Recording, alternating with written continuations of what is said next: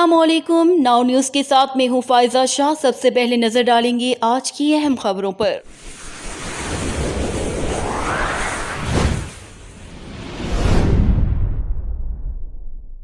खबर शामिल करते हैं मंदसहरा से। फैसल डार की रिपोर्ट के मुताबिक हल्का NA 14 जिला मंदसहरा मुस्लिम लीग नून के नामजद उम्मीदवार कौमी असम्बली सरदार मोहम्मद यूसुफ, हल्का PK 36 तहसील बालाकोट मुस्लिम लीग के नामजद सूबाई उम्मीदवार सईद जुनेद अली कासिम के मरकजी इलेक्शन ऑफिस गढ़ी हबीबुल्लाह के इफ्तिताही प्रोग्राम में सैकड़ों अवाम ने शिरकत करके देगर जमातों के होश उड़ा दिए।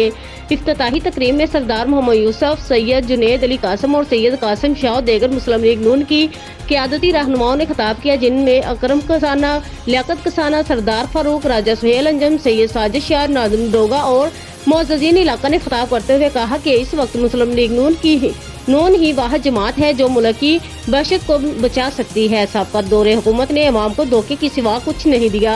अवाम साबका दौर को देखते हुए अवाम ने साबका अवामी नुमाइंदों को मुस्तरद कर दिया है। सब होंगे, अपनी अपनी बात करेंगे और बहुत से लोग कर चुके हैं। मैं सिर्फ ये आपसे गुजारिश करना चाहता हूँ कि अगर आपने पाकिस्तान को बचाना है, पाकिस्तान को ऊपर ले जाना है और ख़ास तौर पर हज़ारा का, अगर आपने हज़ारा को ऊपर ले जाना है, बालाकोट तहसील और उसके इर्द गिर्द के इलाकों को